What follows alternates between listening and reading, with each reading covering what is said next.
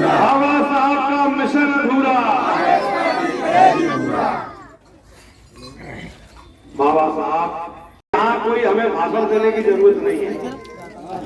मानपुर, भड़ौसा, इकारा, कोलुआ, खड़गपुरा, आपके बघेल, सांगोली, नेपा और पुरावास, ये सारे हमारे सोनिया, ये आसपास का जो हमारा ये गोल चक्कर है, चले पीछे पीछे, ये हमारा घर परिवार है। और राजनीति में जब से मैं आया हूँ 15 वर्ष हो गए।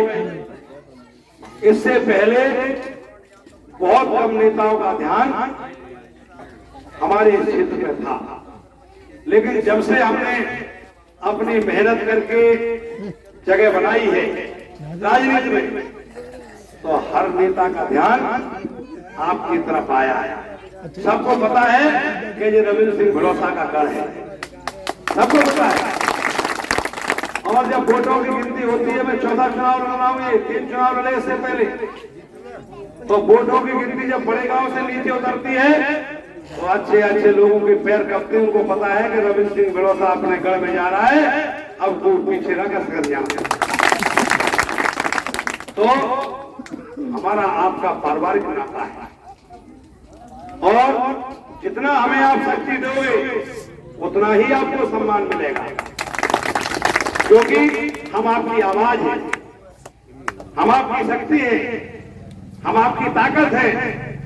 और वो समय भी अब आ रहा है 1 महीना बाद कि आपके जो काम नहीं हुए इस बीच में, क्योंकि 2.5-3 वर्ष से आपने हमें विधायक चुना, लेकिन ये कुटिल भाजपा की सरकार ने, हमने पदयात्रा की, हमने तमाम मुद्दे उठाए विधानसभा में, हमने जनता दरबार लगा करके जनता के जो काम थे उनकी कार्रवाई की, लिखा पढ़ी की, अधिकारियों से मिले, लड़े झगड़े।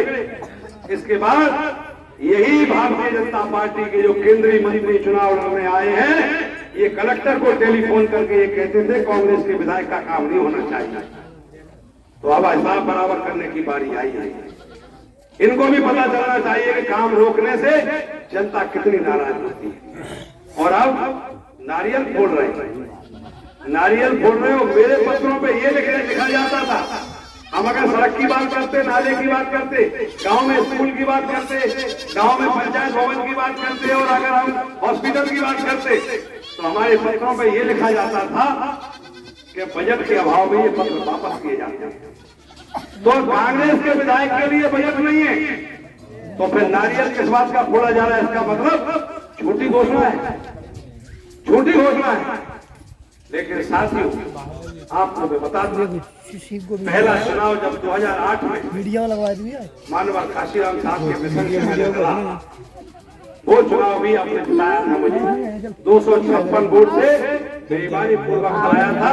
और किसने? यही केंद्रीय मंत्री जो आपके बीच में है। अब मौका है, हिसाब बराबर करो। सैकड़ों घरों में चूल्हे नहीं जले थे हमारे क्षेत्र में, इतना दुख हुआ था लोगों को। और इसके बाद कई चुनाव हुए, 13 में हुआ, 18 में हुआ, 2020 में हुआ। मुझे ये बताओ, चुनाव की जीत और हार वोट की पूंजी से होती है। वोट की पूंजी जिसके पास होती है वो चुनाव जीतता है, और जिसके पास पूंजी नहीं होती है वो हारता है। Congress party, Congress party, Congress party, Ravindra भैया दूता संघर्ष करो, रविंद्र भैया दूता संघर्ष करो। बहुत बहुत धन्यवाद। आप सभी ने अपने प्रिय भाई रविंद्र सिंह के विचार सुने, सभा में अपनी भागीदारी बनाई। बहुत बहुत धन्यवाद, बहुत बहुत स्वागत। अपना विचार रखें माननीय भाई रविंद्र सिंह तोमर जी, विधायक गिन्नी, अपने विचार रखें। सामने सर जान